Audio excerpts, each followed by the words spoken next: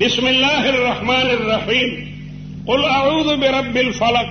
اوایا زما خوږه پیغمبره اعوذ د پناه حاصلوم برب الفلق پاغه رب د سیری کولو کم پروردگار چې دانا اوښلې او داغې نه تیغه راوځي تا په ځمکه کې د اکوړو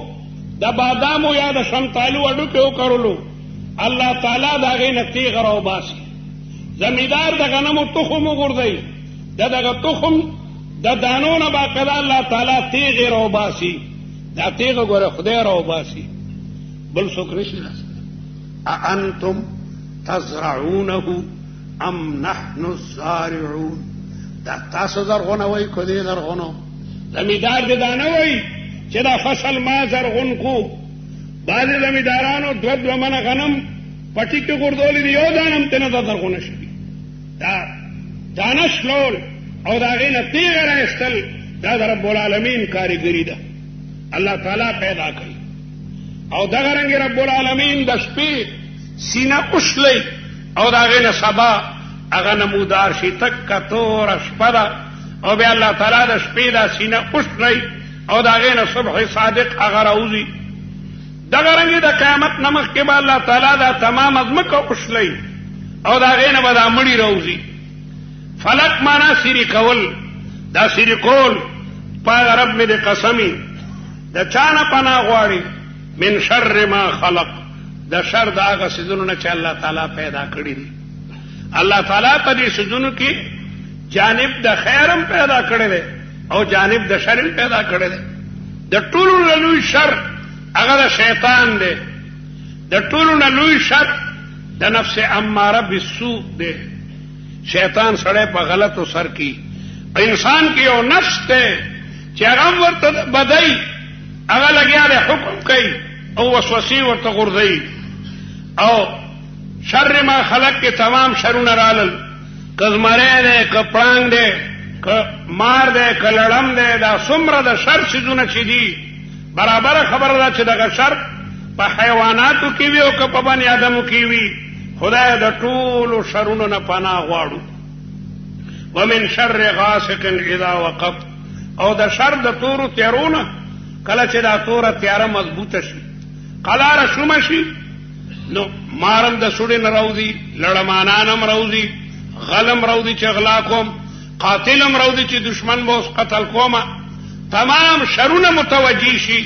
نو خدای د تورو تیارو د شرونو نه پناه غواړم ومن شر النفاثات في العقد او د شر د هغه خودونه چې په غوټو باندې جادو او منتر چوس کوي او د مور او د زوی په منځ کې د پلار او د زوی په منځ کې د ښځې او د خاوند په منځ کې جدایي راولي سحر په علمونو کې ناکاره علم دی یفرقون به بین المرء وزوجه نو د شر د هغه خودونه چې په غوټو کې لګیا دی جادو منتر وی او غوټو ته غوټي ورکي پیغمبر علیہ السلام باندې بعد بدقسمتو لبید ابن عاصم او داغه خزه او داغه لونو جادو کړو د پیغمبر علیہ السلام مبارک ویختي چرته د منګودو ناغشتو سړی چې سر منګدای یا ګیرو نه کې څه ویختون خلی او بیا پاغي باندې جادو وی او بیا د کجوري چې کوم وغیرہ پاغي کې خل او بیا دی اروان په مدینه منوره کې یو کویل هغه کې لاندې او غټ کانو هغه لاندې کې خو پیغمبر اسلام ته ډېر لوی تکلیف وو رسول الله مبارک طبيعت بدروندو کله کله د سړی سر خوږيږي یو کار به رسول الله مبارک نو کړي یاره دا به ما کړي خیال براغنو پیغمبر اسلام دعا وکړه چې خدای دا تکلیف زمان نه لري پیغمبرانو دعا خو قبليږي رسول الله مبارک پرکاله ده پرکاله نو ودده او نو ویخته بین النوم والیقظه ورته وي نو دو فرشتي رالی یو د رسول الله مبارک سر طرف ته کېناست او بل خپو مبارک وته او د یو بل نه فرشتو ته پوښ کوي چې پر رسول الله مبارک دا څه تکلیف ته هغه فرشتي ورته وي چې جادو په کړه ده چا پیچا په کړه وی لبید ابن عاصم نوې کم دی دی اروان کوی کې د غټ کانی لاندې ده پیغمبر علیہ السلام راویښ شو او ډېر خوشاله ده بیبي ته وی الله تعالی دا ما دعا قبول کړله پته ولګېده دا ما باندې جادو شوی دی چا در باندې کړی وی لبید ابن عاصم نوې صحابو ته نوې صحابه نه نوې ورته شرف نه پیدا کوم خو حضرت علی ته وی چې ورشه او ځان سره سو صحابه بوتل هغه کوي ته کوشو د کانی لاندې هغه جادو راوستو یولس غوټي ورته ورکړي وی یولس رسول الله مبارک د دې مبارکو سورتونو یو آیت او یو غوټه شلای قل اعوذ برب الفلق من شر ما خلق یو آیت او غوټه شلای د دې دواړو سورتونو آیاتونه یولس دي یولس غوټي چې اوشلې دي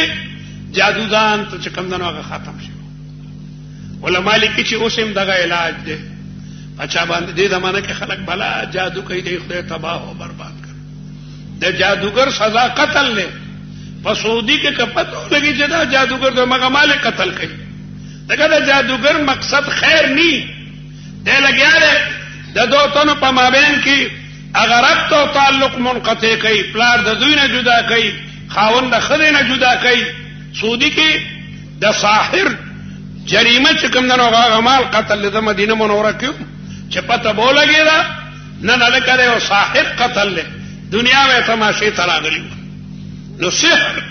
دا یو ډیر لوی ګنده علم دی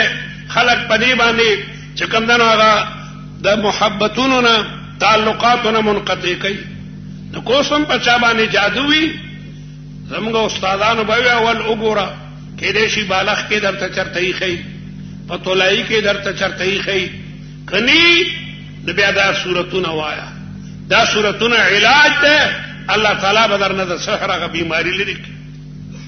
ومن شر حاسد اذا حسد او د شر د حسد کون کینا کله چې حسد شروع کی حسد ډیره ناکاره بیماری ده حسد دې ته وایي چې الله تعالی په یو سړی باندې نعمت کړی دی او بل یو سړی وایي خدا دا نعمت دنوال او ما ته راکې الکه دا دعا ولیکه مثلا یو طالب دی چې هغه د استاد سبق واوري ټول ورته یادي استاد نه دورو کو د قران واوري او یادي ورته غمال او بل طالب ورته حسد کوي الکه حسد مکوا هغه صلی الله سمینه کوا چې دا طالب خدای په نظر کې ډیر محبوب دی دا سي دماغ ور کړی دی خدای دغه سي دماغ ماتم راکې نو د نعمت د زوال تمنا مکو چې خدای دته دا نعمت ورکړه دا نعمت د نواله دا خو ته خدای د خدای سره لګیا د مقابله کې الله تعالی ورته شجاعت ورکړه ده سخاوت ورکړه ده ذہانت ورکړه ده یا بل یو صفت تدا سره حسد ولیکه نو د شر د حسد کوونکو نه چې کله د حسد کوي